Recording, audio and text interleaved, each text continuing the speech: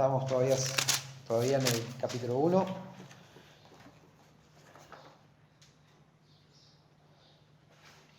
Ya hoy vamos a compartir los versículos 10 al 12.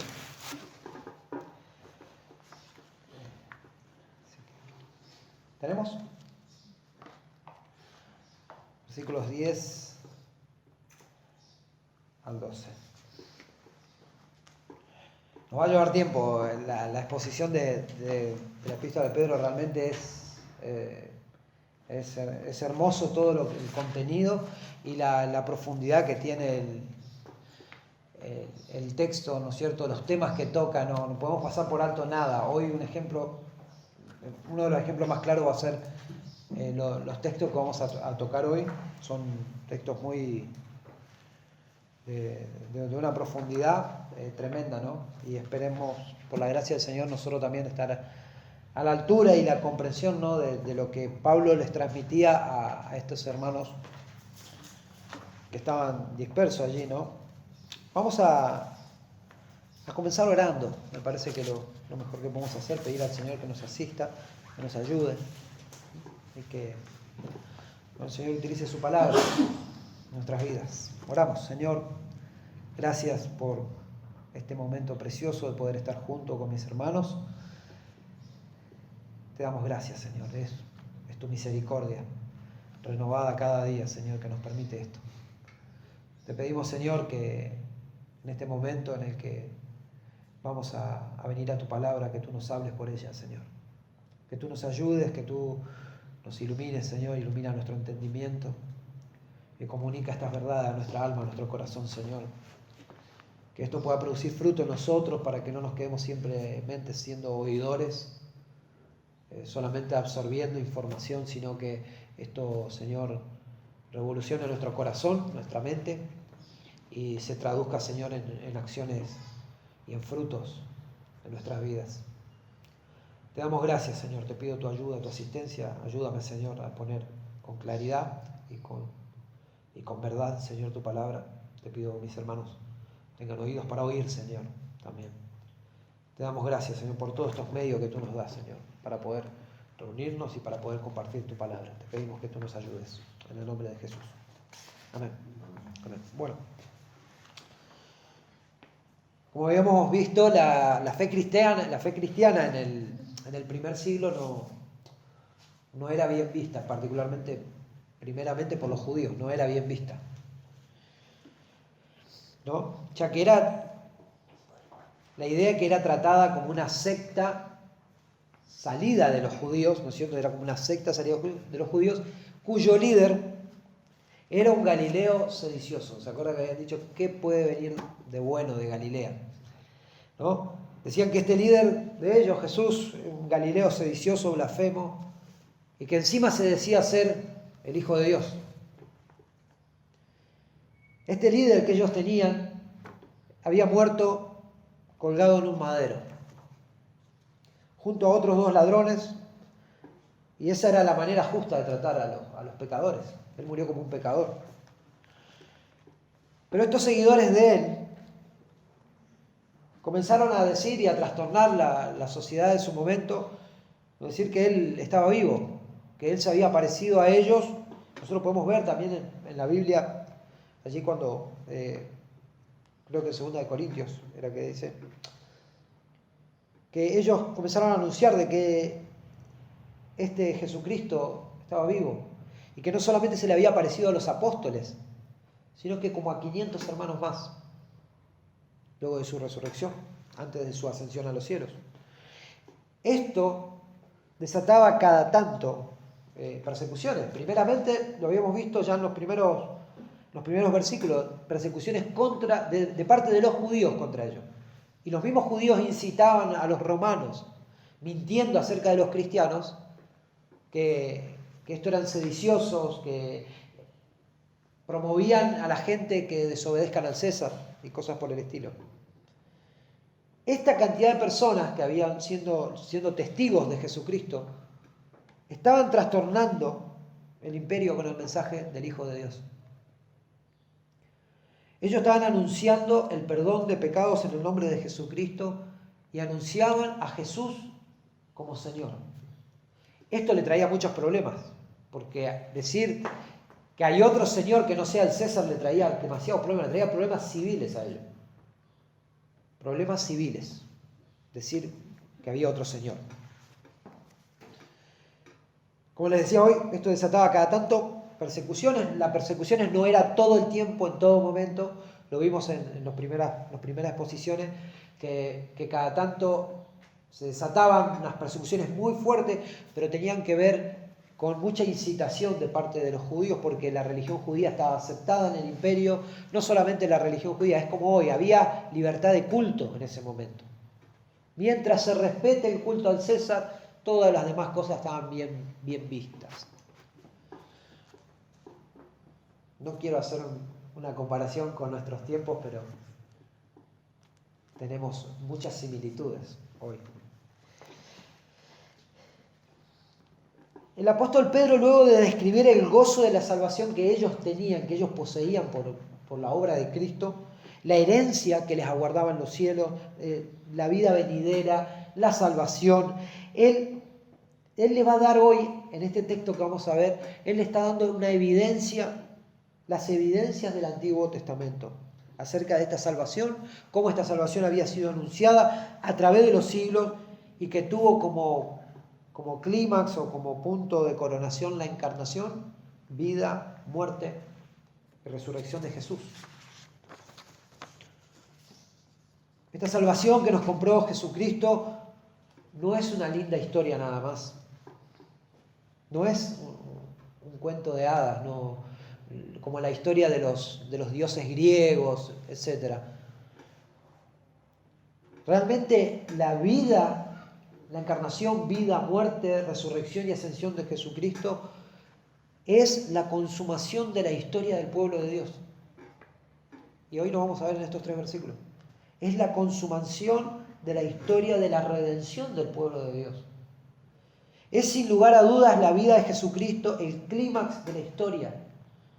Es el evento tan esperado por el pueblo de Dios del Antiguo Testamento, ahora revelado y predicado con total claridad a todos los hombres. Vamos a ir al texto que nos compete hoy. Es versículo 10 al versículo 12 y dice así: Los profetas que profetizaron de la gracia destinada a vosotros inquirieron y diligentemente indagaron acerca de esta salvación, escudriñando qué persona y qué tiempo indicaba el Espíritu de Cristo que estaba en ellos, el cual anunciaba de antemano los sufrimientos de Cristo y las glorias que vendrían tras ellos. A esto se les reveló que no para sí mismo, sino para nosotros, administraban las cosas que ahora son anunciadas por los que os han predicado el Evangelio por el Espíritu Santo enviado desde el cielo, cosas en las cuales anhelan mirar los ángeles. Es un texto bastante complejo. Nosotros nos ponemos a leer el primer capítulo de la epístola de Pedro y viene genial hasta acá, esto no lo entendemos mucho y decimos, bueno, pasamos al siguiente. Es complejo, es muy complejo lo que le está planteando acá.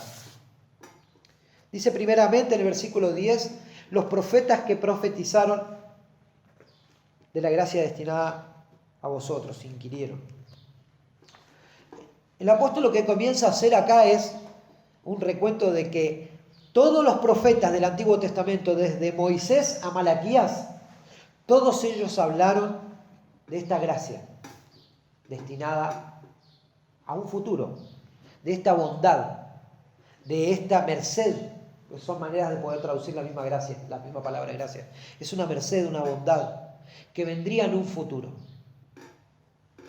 Esto nosotros, cuando leemos los textos de teología, nos aparece como la revelación progresiva de la persona de Jesucristo, del plan de salvación, ¿no es cierto?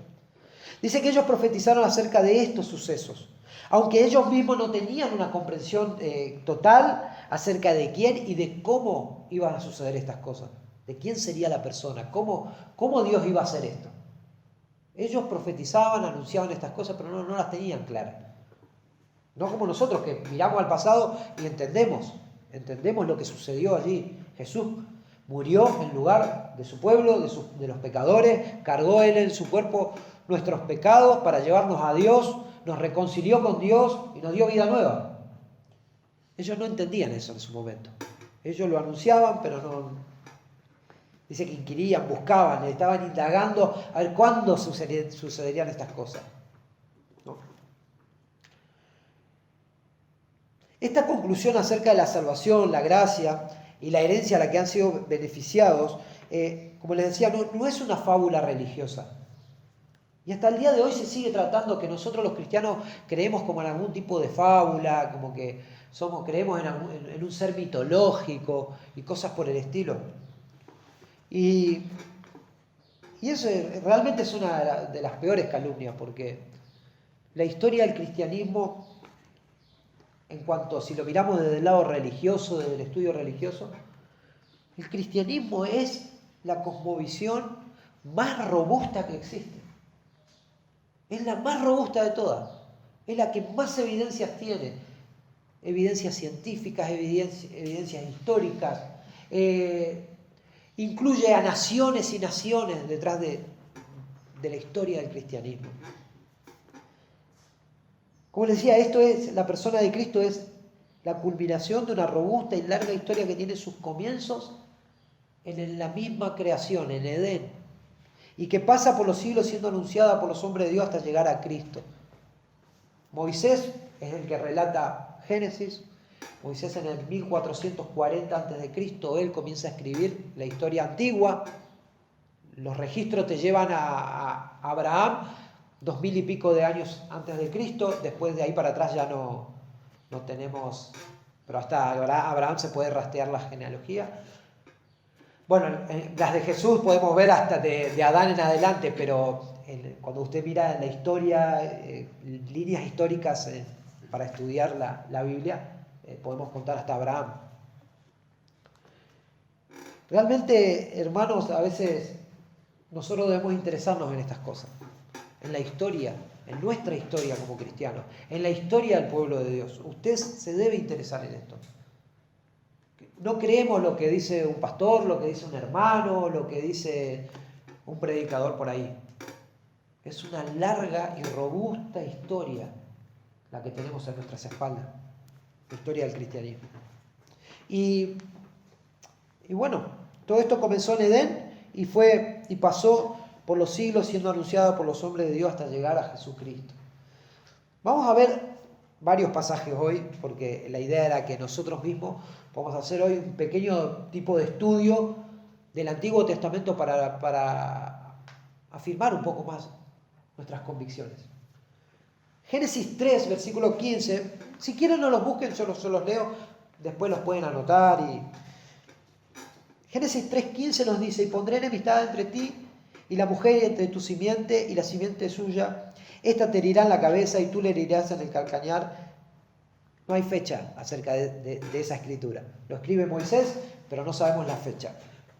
Génesis 49:10. Aquí está hablando Jacob. Ahí ya tenemos a 1850 a.C. Dice: y el cetro no será quitado de Judá, ni la vara de autoridad de entre sus pies, hasta que venga Silo, y le obedecerán los pueblos. Acá está Jacob dando la bendición a Judá. Dice que el cetro estamos hablando del reinado, no será quitado de Judá, ni la vara de autoridad de entre sus pies. Está hablando del Mesías que iba a venir de la tribu de Judá. Jacob estaba profetizando sobre su hijo. Estamos hablando de 1850 a.C. Deuteronomio 18, versículo 15. El mismo Moisés hablando hacia el futuro, él dando órdenes acerca de cómo el pueblo debía discernir a los profetas.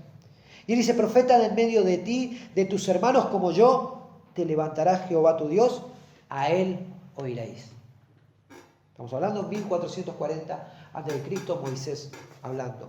Miqueas 5, estamos hablando, acá ya nos vinimos más adelante, 742, él profetizó entre el 742 y el 687 a.C.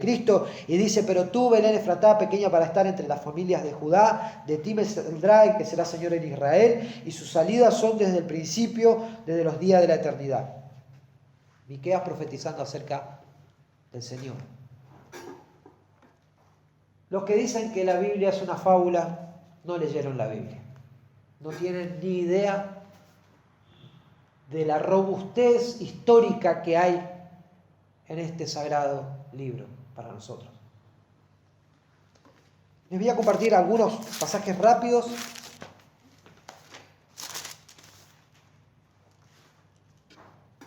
El Antiguo Testamento nos dice que el Mesías, no, lo vimos recién, nacería en Belén. Que el Mesías nacería de una virgen, Isaías 7. Que el Mesías sería un profeta como Moisés, lo hablan en Deuteronomio 18, versículos 15, 18 y 19. Que el Mesías entraría triunfante en Jerusalén, Zacarías 9, 9. Todo esto pasó en distintos momentos de la historia de Israel. Muchas de estas profecías fueron con Israel estando cautivo fuera de Israel. El Mesías recibiría el rechazo de su gente, de su propia gente. Isaías 53, conocidísimo, todos lo sabemos de memoria, creo, el pasaje de Isaías. Salmo 118, versículo 22. Uno de sus seguidores traicionaría al Mesías, Salmo 41, 9. El Mesías guardaría silencio ante sus acusadores, Isaías 53, versículo 7. El Mesías sería golpeado y escupido por sus enemigos, Isaías 50, versículo 6. Se burlarían del Mesías y lo insultarían, Salmo 22, versículo 7, versículo 9. Crucificarían al Mesías, Salmo 22. El Mesías sufriría junto a criminales y rogaría por sus enemigos, Isaías 53, versículo 12.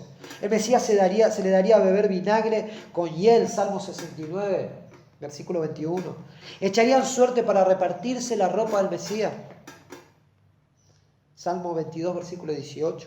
El Mesías moriría como un sacrificio por nuestros pecados, eso lo sabemos de Isaías 53. Que el Mesías resucitaría, Salmo 16, versículo 10. El Mesías está ahora a la diestra de Dios, Salmo 110, versículo 1, y podemos seguir. Yo solamente le estoy dando algunos de estos versículos.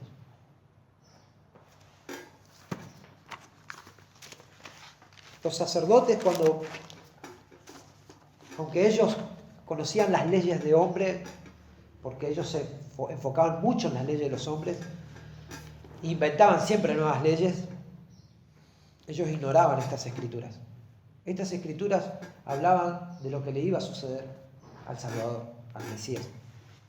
Ellos habían inventado otro tipo de Mesías en su cabeza.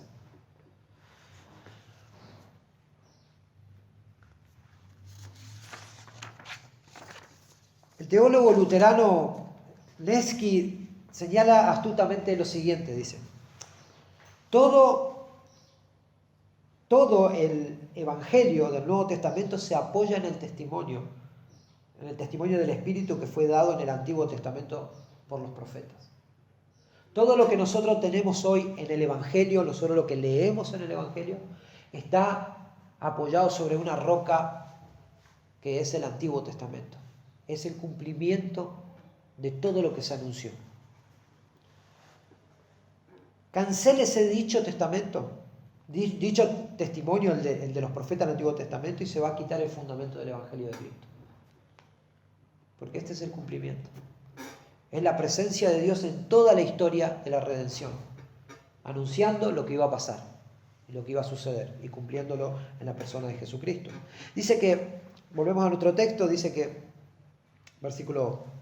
dice estudiando qué persona y qué tiempo indicaban el Espíritu de Cristo, que estaba en ellos, el cual anunciaba de antemano los sufrimientos de Cristo. Acá dice que todos ellos fueron inspirados por Dios. Aquí no dice el Espíritu de Cristo. Es otra de las maneras para llamar al Espíritu Santo, ¿no? Esto nos recuerda también, segunda de Pedro 1, versículo 21, dice: porque nunca la profecía fue traída por voluntad humana, sino que los santos hombres de Dios hablaron siendo inspirados por el Espíritu Santo. Todos estos hombres lo hablaron por inspiración de Dios. Esto sin duda alguna es lo que, como les decía yo, lo que le da robustez a la fe cristiana. Es el mensaje del Evangelio. Lo podemos ver en los primeros sermones de Pedro. ¿Se acuerdan en Hechos? Él comienza citando el Antiguo Testamento. Esteban hace un repaso, creo que es El mejor repaso histórico que podés encontrar en la Biblia del Antiguo Testamento es la predicación de Esteban. Él comienza a hablar de cuando Dios llamó a Abraham hasta Jesucristo.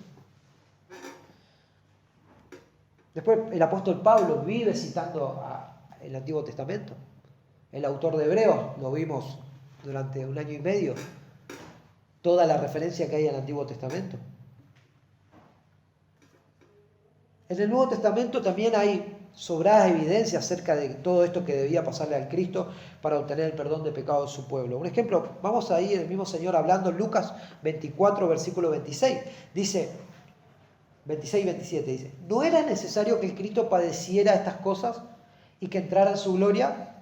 Y comenzando desde Moisés y de todos los profetas, les declaraban las Escrituras lo que de él decían. El mismo Señor les recordaba a ellos, los profetas del Antiguo Testamento hablaron de todas estas cosas que me tenían que pasar a mí.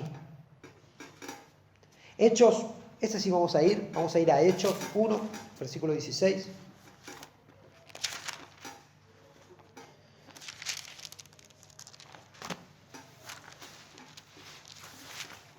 Hechos de los Apóstoles 1, versículo 16. Dice, varones hermanos, era necesario que se cumpliese la Escritura, en que el Espíritu Santo habló antes por boca de David acerca de Judas, que fue guía de los que prendieron a Jesús. Acá está citando el salmo que les compartí hoy. El Espíritu Santo había inspirado a David a hablar acerca del que iba a traicionar al Señor. Después, capítulo 2 de Hechos. Vamos a arrancar en el versículo 16. Y se lo voy a leer rápido porque creo que acá hay una declaración. Cuando Pedro se dirige a la multitud, allí se dirige en su primer discurso. Es tremendo el repaso que él hace del Antiguo Testamento. Versículo 16 dice, mas esto él lo dicho por el profeta Joel. En los postreros días dice, Dios, derramaré de mi espíritu sobre toda carne, y vuestros hijos, vuestras hijas profetizarán, vuestros jóvenes verán visiones, y vuestros ancianos soñarán sueños, y de cierto sobre mi siervo y sobre mi sierva en aquellos días derramaré mi espíritu y profetizarán. Vamos un poquito más adelante, versículos 22 al 38. Creo que acá es donde están todos la fuerza del Antiguo Testamento. Dice, varones israelitas, oíd estas palabras, Jesús Nazareno, varón aprobado por Dios entre vosotros con las maravillas y prodigios y señales que Dios hizo entre vosotros por medio de él, como vosotros mismos sabéis. A este entregado por el determinado consejo y anticipado conocimiento de Dios, prendisteis y matasteis por mano de inicuos crucificándole, al cual Dios levantó, suelto los dolores de la muerte, por cuanto era imposible que fuese retenido por ella. Porque David dice de él, ahí está citando el Antiguo Testamento, veía al Señor siempre delante de mí, porque está a mi diestra, no seré conmovido, por lo cual mi corazón se alegró y se gozó mi lengua, y aún mi carne descansará en esperanza, porque no dejarás mi alma en el Hades, ni permitirás que tu santo vea corrupción. Me hiciste conocer los caminos de la vida, me llenarás de gozo con tu presencia. Varones, hermanos, se os puede decir libremente del patriarca David que murió y fue sepultado, y su sepulcro está con nosotros hasta el día de hoy.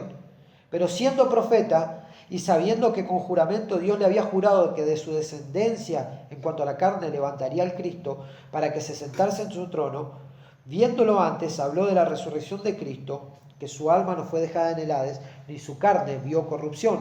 A este Jesús resucitó Dios, de los cuales todos nosotros somos testigos. Dice, así que exaltado por la diestra de Dios y habiendo recibido del Padre la promesa del Espíritu Santo, ha derramado esto que vosotros veis y oís. Porque David no subió a los cielos, pero él mismo dice, dijo el Señor a mi Señor, siéntate a mi diestra hasta que ponga a tus enemigos por estrado de tus pies. Sepa pues ciertísimamente toda la casa de Israel que a este Jesús a quien vosotros crucificasteis, Dios le ha hecho Señor y Cristo. Al oír esto dice que se compusieron de corazón y dijeron a Pedro y a los otros apóstoles, varones hermanos, ¿qué haremos? Pedro le dijo, arrepentidos y bautícese cada uno de vosotros en el nombre de Jesucristo para perdón de los pecados y recibiréis el don del Espíritu Santo. ¿Vieron la robustez que tiene la fe cristiana? Y nosotros debemos alimentarnos de la palabra de Dios. Nosotros tenemos que tener respuestas acerca de la fe cristiana. No podemos repetir como loro lo que otro dice. Usted mismo tiene que escudriñar y saber. Usted tiene que saber identificar cuando va a los salmos las palabras de Jesús allí, los padecimientos del Cristo. Porque no creemos lo que dice un hombre, lo que dice el hermano Pedro, lo que dice César, lo que dicen los hermanos y listo, cerramos los ojos y creemos lo que cualquiera diga. Nosotros investigamos, escudriñamos como lo de Maús, como lo de Berea, en las Escrituras, para ver que sea verdad lo que estamos escuchando.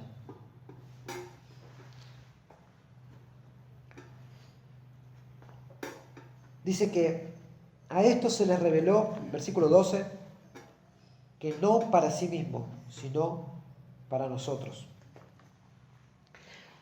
Ellos comprendían que estas cosas que anunciaban sucederían en el futuro, por eso dice que indagaban, inquirían, escudriñaban qué persona y cuándo pasaría esto. Los santos hombres de Dios del Antiguo Testamento eran administradores de estas cosas que vendrían a las futuras generaciones.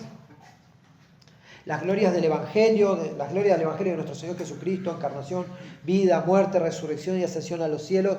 Ellos administraban las cosas que hoy claramente se enseñan acerca de la salvación. Y aquí nos dice las cosas. Estas son las palabras del Evangelio. Son las palabras del Evangelio que hemos recibido nosotros, que nos dio vida. Que nos dio vida a cada uno de nosotros. Dice, anunciada por los que os han predicado.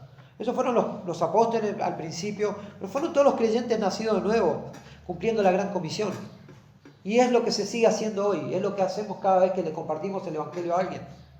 Anunciamos esas cosas que se fueron anunciadas ya de Edén en adelante por los profetas, y nosotros somos partícipes de esto. Nosotros anunciamos esas palabras de vida, de verdad, que pueden dar vida a otras personas. Y que realmente a los escogidos de Dios, a los que el Señor ha señalado, les da vida. Efectivamente les da vida. No es simplemente una oportunidad.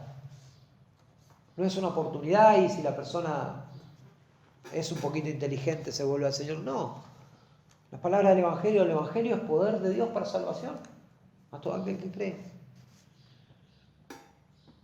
Ellos administraban las cosas, como decía, que claramente se enseñan hoy claramente por el Evangelio. Los creyentes nacidos de nuevo, cumpliendo la gran comisión, ellos anuncian el Evangelio por el Espíritu Santo enviado del cielo. Al igual que los profetas del Antiguo Testamento, usted cuando comparte el Evangelio, usted está llevando las palabras del Espíritu a otras personas. Estamos llevando el mensaje desde la antigüedad para el día de hoy que da vida a aquellos que están muertos en sus delitos, en sus pecados. Y ahora dice que era por obra de Dios, dice acá, ¿no? Por obra del Espíritu, son anunciadas por los que han predicado el Evangelio por el Espíritu Santo enviado del cielo. Esto, como decía, no lo podemos pasar por alto.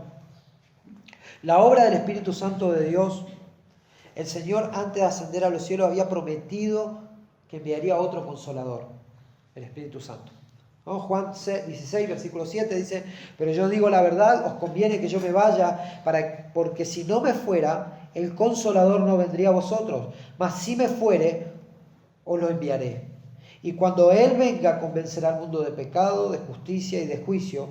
De pecado, por cuanto no creen en mí. De justicia, por cuanto voy al Padre, y no me veréis más. Y de juicio, por cuanto el príncipe de este mundo ya ha sido juzgado. Los profetas del Antiguo Testamento, que escribieron bajo la inspiración del Espíritu Santo, describieron la venida del Mesías.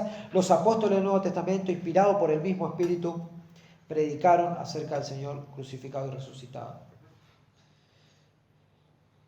Y ahí está uno de los versículos, parte del versículo difícil, diríamos, dice, cosas en las cuales anhelan mirar los ángeles. Y es un versículo difícil de interpretar. Ahí lo leemos así nomás y decimos, ¿qué quiere decir esto? Los ángeles sabemos por las escrituras que son espíritus ministradores. Al servicio de Dios, ellos están al servicio de Dios, que dan las alabanzas de Dios, las alabanzas a Dios, ejecutan su voluntad asisten a los creyentes, eso lo podemos saber por las Escrituras también. Son de toda la información que tenemos acerca de los ángeles. Y ellos también serán parte de los que reúnan al pueblo de Dios en el día del juicio, ¿no? Dice que enviará a sus ángeles y juntará al pueblo de Dios. Acá dice que ellos anhelan cosas en las cuales anhelan mirar los ángeles. También se puede traducir esa palabra anhelan mirar, se puede traducir como contemplar. Pero justamente hoy le decía a mi hermano que ese verbo, esa palabra cuando dice anhelan mirar, en el original esa palabra tiene un significado un poquito más específico. En el original significa observar con el cuello estirado. Digo, es como cuando estamos bicheando algo, ¿no? ¿Viste? Cuando vos querés, vamos a decirlo, cuando estás chismoseando algo, que estás muy interesado en algo, no sé, chocaron acá a la vuelta y sacás la cabeza y... Bueno, dice que los ángeles tienen esa actitud. Ellos están espiando, mirando, a ver qué cosas están sucediendo. Cosas que anhelan mirar los ángeles, tiran el cuello para ver estas cosas que suceden acá. Los ángeles aprenderán las cosas de la salvación por intermedio de la iglesia. Ellos están viendo el obrar de Dios a través de la iglesia, cómo opera la salvación de los hombres. Efesios 3:16 dice, para que la multiforme sabiduría de Dios sea ahora dada a conocer por medio de la iglesia a los principados y potestades en los lugares celestiales. La iglesia viva, cuerpo de Cristo, le enseña a los ángeles, porque ellos son seres creados, son mucho más sabios que nosotros, son puros, son perfectos, pero ellos están continuamente aprendiendo. El único que sabe absolutamente todo es Dios. Ellos siguen aprendiendo y ellos aprenden por medio de la iglesia las cosas que tienen que ver con la salvación del hombre. De ahí que esto denota que los ángeles, aunque son perfectos, como les decía, ellos siguen aprendiendo las cosas con respecto a la salvación del hombre. Pero vemos que hay un pasaje que el Señor decía que cuando un pecador se arrepiente, dice que ellos hacen fiesta, que ellos están felices. Entonces ellos están aprendiendo acerca de la salvación de los hombres. Es un escenario hermoso el que plantea Pedro. Recordemos que la situación de estos cristianos a los que les habla era de mucho dolor, de persecución, lo habían perdido todo, estaban dispersos, lejos de casa. Esa era la situación. Y él comienza hablándole acerca de que ellos son elegidos, de que ellos son parte del pueblo de Dios, que Dios los escogió desde antes de la fundación del mundo, para ser, dice que santificados por el Espíritu, para ser rociados, para obedecer con la sangre de Cristo. Entonces él está hablando de cosas preciosas que ellos tienen. Lo habían perdido todo, pero lo tenían todo. Tenían al Salvador, el Salvador lo sabía, Dios los había escogido. Al igual que en la antigüedad escogió a Israel, la más insignificante de todas las naciones, escogió a este grupo de creyentes. Los había escogido para Él, para hacerlos su pueblo, para hacerlos parte de su familia. Y eso ha hecho el Señor con cada uno de nosotros los que creímos, los que se han arrepentido de sus pecados, que se han arrepentido, que han abandonado sus pecados y siguen a Cristo. Y Él está diciendo, todas estas cosas ustedes las tienen. Tienen la salvación. Dios los escogió, Dios los amó. Y mire usted, yo sé que se hizo tedioso ver todos estos pasajes del Antiguo Testamento, parece más un estudio bíblico. Pero hermanos, nosotros debemos aprender a deleitarnos en las Escrituras, a pasar tiempo en ellas, a ver que nuestra fe es robusta, nuestra fe es realmente fuerte. No dependemos de las revelaciones de algún loco por ahí que se le ocurre, a mí Dios me habló. Son pavadas eso. Nosotros tenemos la profecía más confiable, tenemos las Escrituras. Nos podemos apoyar y encontramos consuelo aún en los dolores más fuertes de nuestra vida. Esa era la situación de ellos. Ellos estaban lejos de Israel, los expatriados, ellos estaban dispersos. Judíos que fueron rechazados por su familia, por su nación. Y guarda que no los agarren los romanos un día que estaban medio locos porque se les venía la noche. perseguidos. Sin embargo, Pablo, versículo 3 dice, el título del versículo 3 dice, alabanza a Dios por una esperanza viva. Bendito el Dios y Padre de nuestro Señor Jesucristo, que según su grande misericordia nos hizo renacer para una esperanza viva. Y eso es lo que ellos tenían. Y es lo que Él le quiere recordar. Y ustedes están acá porque en los profetas del Antiguo Testamento ya hablaron de esa gracia que es destinada para ustedes. Esto tenía que ser de mucho ánimo para ellos. Tenía que ser de tremendo ánimo. Ustedes están contados dentro de los que Dios escogió. Y a ustedes se les dio esta gracia, esta merced de parte de Dios. Esa era la situación y es un escenario hermoso el que le plantea Pedro.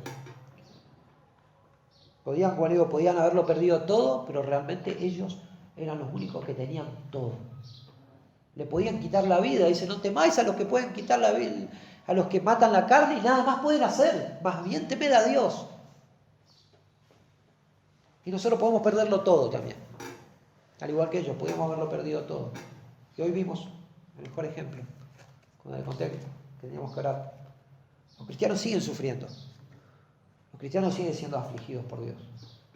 Muchas veces es por la voluntad de Dios para que Dios se glorifique de alguna manera que nosotros no podemos comprender.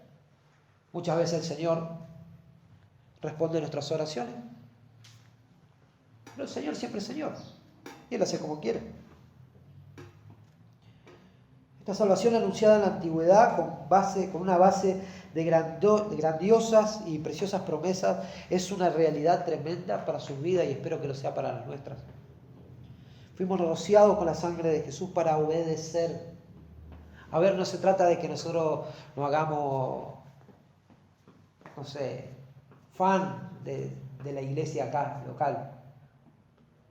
Fuimos rociados por la sangre de Jesucristo para obedecer el Evangelio, para vivir el cristianismo, para ser como Cristo. Acuérdense que ser cristiano no es la moda, porque ahora todos son cristianos. Hay gente que vos los ves y te dicen bendiciones, bendiciones, todo el mundo dice bendiciones. Antes lo decíamos nosotros los cristianos nomás, pero ahora cualquiera te dice bendiciones. Es como que se puso de moda. Pero ¿quiénes obedecen a Cristo? Recordemos siempre que el término cristiano era y fue un término despectivo. Eran pequeños cristos. Ahí están los cristianos. Era despectivo para con los cristianos. Recordemos siempre de dónde venimos. Rociados con la sangre de Jesús para obedecer. Y también nos dice allí en uno de los pasajes, ya se los leo, versículo 5 dice que soy guardado por el poder de Dios mediante la fe. Y hermano, eso es algo totalmente maravilloso. Ellos estaban en el peor momento. Lejos de casa, mal. Y dicen, son guardados por el poder de Dios mediante la fe. La fe es don de Dios. Es por la gracia de Dios. La recibimos gratuitamente. La fe, dice, viene por el oír y el oír de la palabra de Dios. Pero la fe es un don de Dios. Y que si creímos es por la gracia de Dios. Si obedecimos, todo eso vino a causa de la gracia de Dios. Y eso es lo que Él le quiere recordar. Esta esperanza no proviene de ustedes, proviene de Dios que tuvo misericordia. Que según su grande misericordia nos hizo renacer para esta esperanza viva.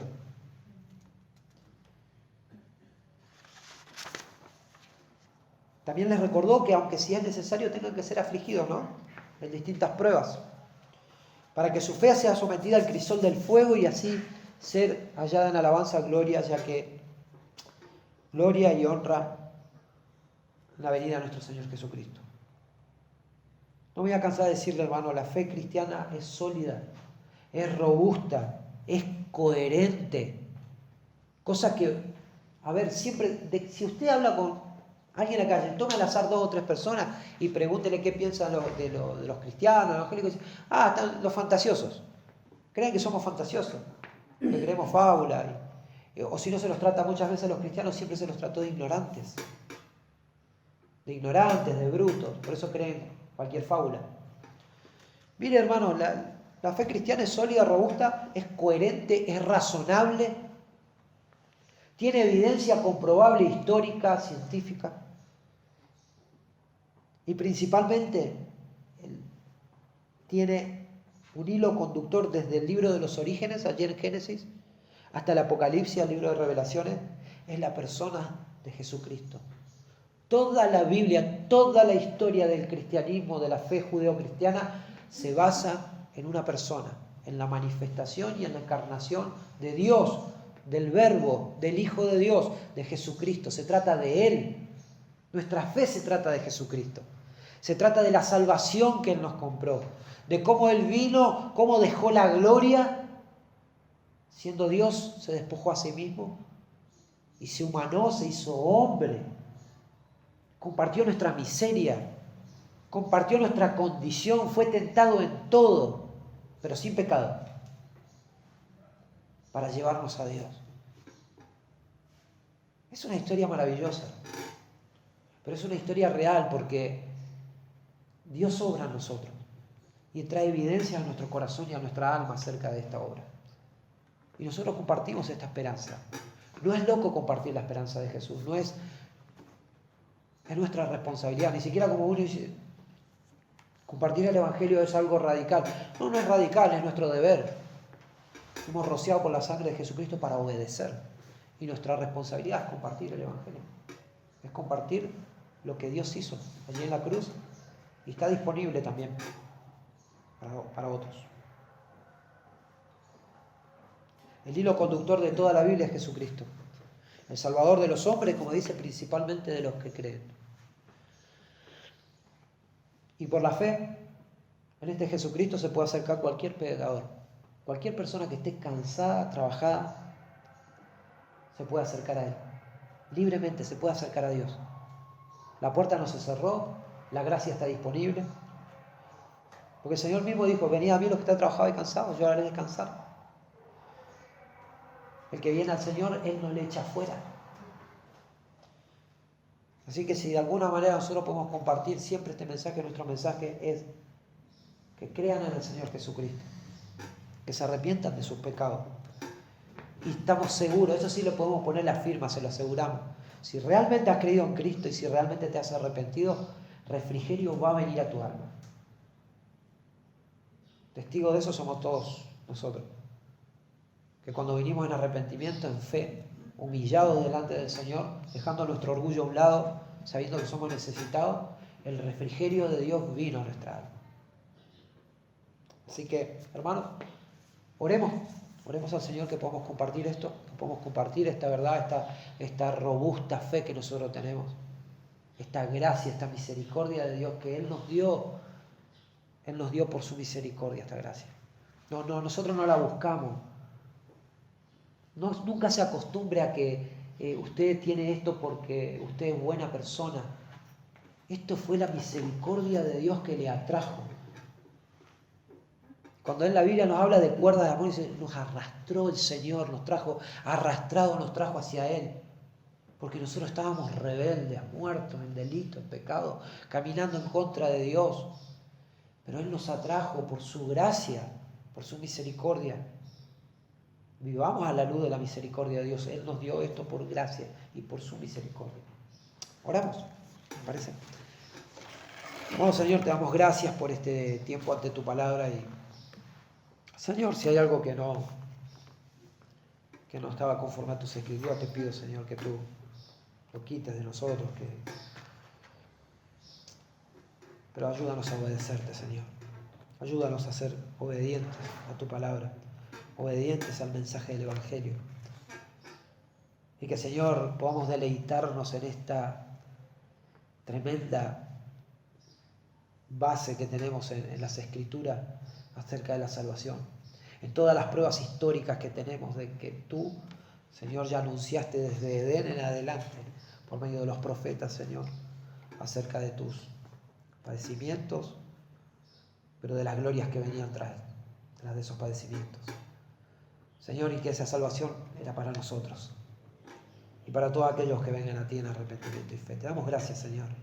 Pedimos por nuestros hermanos, pedimos por los que están en casa y pedimos que tú los bendigas en el nombre de Jesús. Te damos gracias y te adoramos, Señor.